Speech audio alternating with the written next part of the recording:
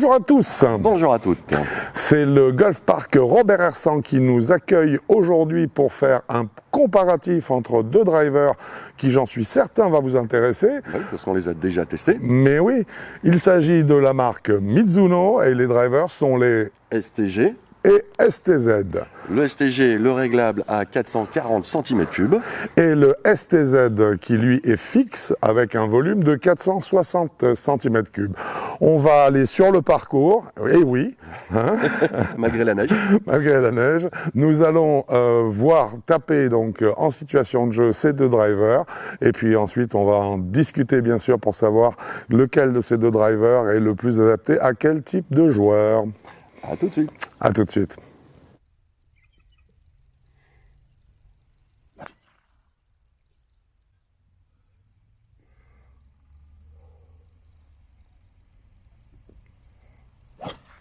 Non, pareil.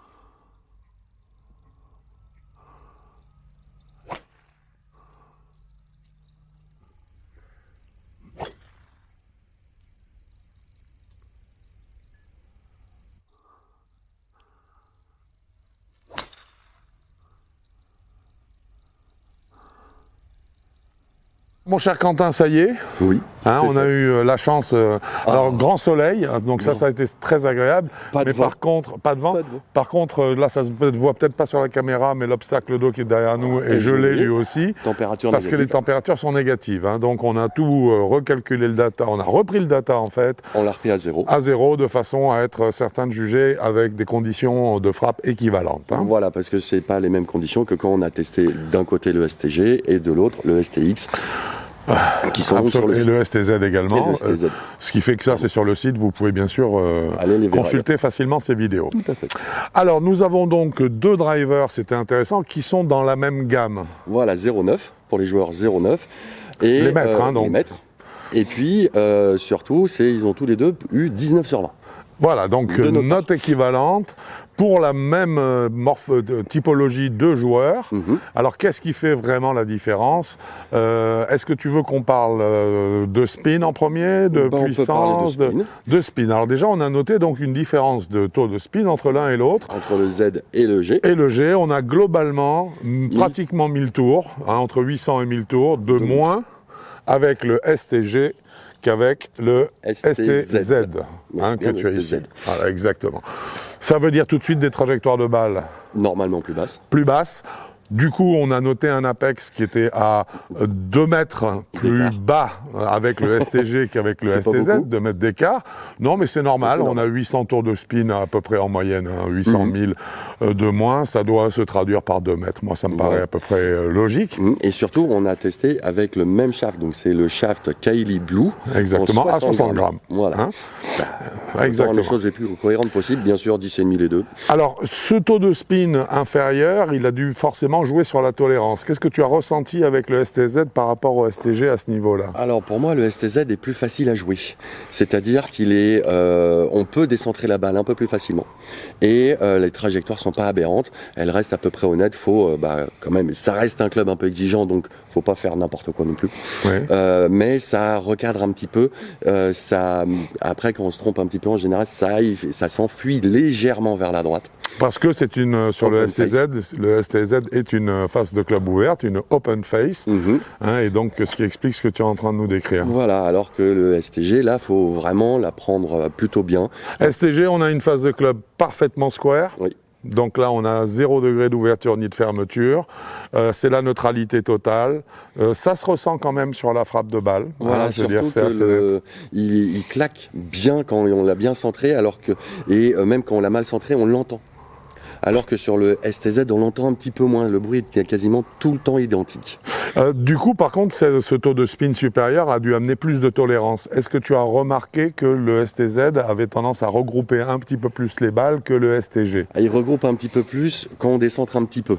Alors, c'est tout l'avantage de cette augmentation du mois qui est liée aussi à la différence de volume de tête de club, puisque là, on est sur une 460 cm3, là, avec le STG sur une 440, voilà, on a un moment d'inertie d'inertie là-dedans. Déjà, on a un moment d'inertie qui est plus important, et en plus, on a ce gramme à l'arrière qui est nettement plus important, qui augmente le spin, c'est vrai, ce sont les 800 tours supérieurs qu'on retrouve. Malgré la Cortex Chamber mais qui donne un bon gros rôle. Voilà, mais qui donne quand même une grande tolérance. Alors, visuellement, c'est vrai que c'est compensé par la Cortex Chamber, qui donne des trajectoires qui restent très belles. Ah oui, qui restent très basses. En vrai, on vous rappelle, c'est pour les 0,9, hein, c'est voire juste pour le STZ, ça va manger un petit peu. Oui, on sent que la tolérance du STZ lui permet de grignoter quelques points d'index et de se rapprocher en fait des experts chez nous, c'est-à-dire des 10-18, hein, alors que le STG, lui, reste totalement, pour moi, dédié pour le 0,9, voire la partie basse du 0,9. Hein. Oui,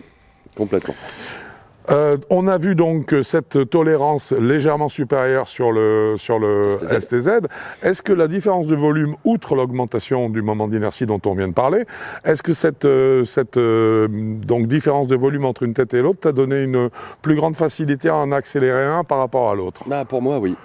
Pour moi, clairement, c'est le STG que j'ai réussi à accélérer au mieux.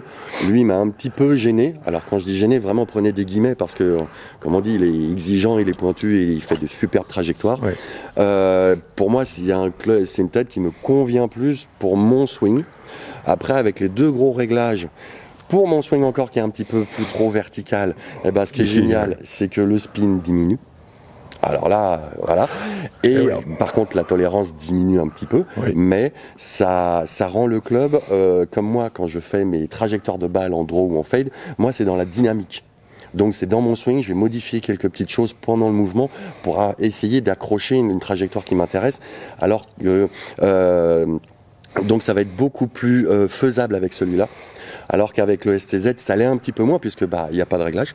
Ouais, bien sûr. Donc, c'est un club qui est vraiment pour moi, le STZ, beaucoup plus pour les joueurs qui veulent se rassurer avec un swing, qui ont un bon swing bien régulier. Oui, puisque ce sont des maîtres, hein, oui, forcément. Mais ils jouent sur la répétition, voilà, sur la balle toujours milieu de fairway au drive. Voilà, cette facilité de jeu, cette aisance, et avec cette trajectoire magnifique. Voilà. Et là, si la balle est décentrée avec le STZ, le résultat sera tout à fait cohérent. Voilà. Hein, on n'aura pas une déviation qui va être trop importante parce que son moment d'inertie est très important.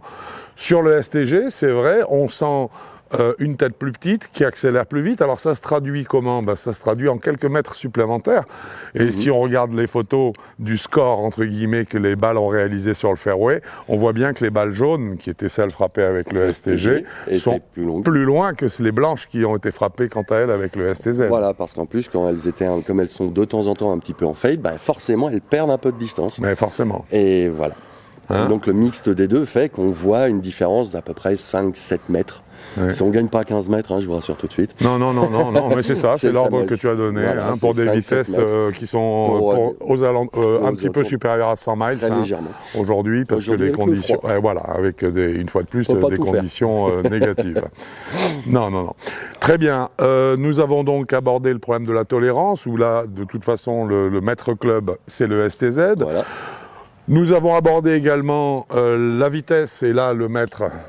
C'est le STG. Et en plus, ils ont tous les deux un Smash Factor. Alors, Smash Factor qui va venir tout à fait conforter ce qu'on est en train de dire. Smash Factor du STZ. Je crois que c'est un 52. 1,51. Pardon. Voilà, 1,51. Et Smash Factor du STG, 1,52. Alors, je sais que ce sont des chiffres qui sont, entre guillemets... très haut, hein, puisqu'en fait, théoriquement, ça ne devrait pas dépasser le 1,50. Mais en tout cas, nous, c'est ce que le TrackMan a dit aujourd'hui. Voilà, mais donc la seule chose à savoir, c'est qu'il y en a un qui a 0,01 en plus, avec les mêmes conditions, même shaft, même ouverture, même la totale. Toucher de balle. Ah, le toucher de balle. Est-ce que tu trouves que les deux inserts, ici, qui utilisent, je crois, des types de titane qui sont peut-être légèrement différents, oui, phase de club, est-ce que tu as senti qu'il y en a une qui est plus rapide que l'autre? Alors, plus rapide, je sais pas. Là, c'est au-delà de mes limites. Par contre, j'ai senti que le contact était plus franc avec le STG. Oui. Et beaucoup mieux déterminé. Alors pourquoi? Parce que justement, tête plus petite, masse plus rapprochée du centre de la zone d'impact en fait, Et donc, forcément, une sensation d'impact qui est plus forte, plus nette, parce qu'il y a de la masse derrière. Oui, complètement. Donc celui-là, on sent très bien où on la tape. Oui. C'est juste que le STG, on le sent encore mieux. Après, c'est quand on décentre un peu la balle avec le STZ, pardon. Z, oui. Il y a de temps en temps, on a plus une petite zone. Alors la zone, c'est la taille d'une pièce de 2 centimes. Hein. Ouais. Donc c'est quand même assez pointu. Mais le STG est encore plus pointu. Oui. Donc c'est pas pour rien. Ils ont pris 19 hein, tous les deux, c'était pas innocent. Ce sont des super drivers l'un comme Ouais, l'autre. Là, ce qui était vraiment palpitant, c'était de voir la différence en fait de trajectoire de balle, de toucher. Et puis une chose qu'on oublie aussi, la sonorité. La sonorité, celle-là, elle est un peu plus claire. Alors le STZ plus clair, un peu plus dispersé, pas dispersé, mais et aussi parce qu'on n'a pas de déperdition dans le mécanisme. L'onde de choc qui donne le son, eh bien, ne se perd pas dans le mécanisme qu'on a sur le STG, et donc on a un son qui est plus clair. Voilà. En fait. Très bien. Sinon, les sons sont géniaux. Hein. Dernier point peut-être qu'on va évoquer, c'est la capacité à faire des effets. Eh les deux font les effets. Alors voilà, là on n'est pas sur STX qui va gommer beaucoup plus avec des trajectoires de balles plus hautes. Non, on est sur STZ. Les deux font des trajectoires. On peut les pratiquer comme on veut, léger, un peu prononcé. Après, moi j'ai une préférence encore pour le STG parce que on peut le régler pour son swing. Eh oui, c'est-à-dire que le STZ, eh bien c'est à vous en fonction de votre trajectoire de balle qu'il va répondre. Là, le club, vous fabriquez la trajectoire de balle en réglant en fait les deux mass slots, ce qui vous permet ensuite de rester sur un swing, je dirais, neutre, en ayant la trajectoire de balle qui aura l'effet que vous désirez. Et une fois qu'on a l'effet qu'on désire, après on peut la modifier avec surtout sans toucher les poids, puisqu'une fois qu'on a fait son réglage, on n'y touche plus. Exactement. Eh bien écoute, je crois qu'on a fait à peu près le tour de la question, mon cher Quentin, non ? Je veux juste revenir une dernière fois sur les trajectoires. Mais revenons sur les trajectoires. Qui sont magnifiques. Moi, personnellement, j'ai adoré que ce soit le Z ou le G. C'est vraiment des trajectoires performantes qui donnent envie de jouer. Ouais. Même si le Totalement G est un peu plus petit, on se dit « Ah ouais, il a un côté sportif ». Le STZ, il est magnifique en soi. C'est pour moi vraiment des clubs manipulables, manœuvrables, avec en plus un qu'on peut régler.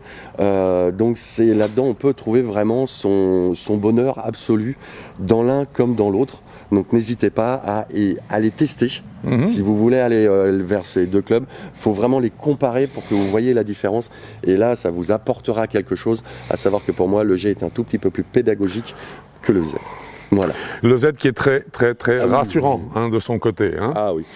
Eh bien écoute, je pense qu'on a fait le tour de ça. Les infos supplémentaires qu'on n'a pas pu vous donner apparaîtront de toute façon en surimpression sur la vidéo. Ou bien sûr. N'hésitez pas à aller voir les tests du G et du Z séparément. Exactement. Pour ce qui est de ce comparatif, mon cher Quentin, c'est terminé. Je ne te dis pas cette fois, on se retrouve la prochaine fois sur un parcours, puisqu'on est déjà sur un parcours. Voilà.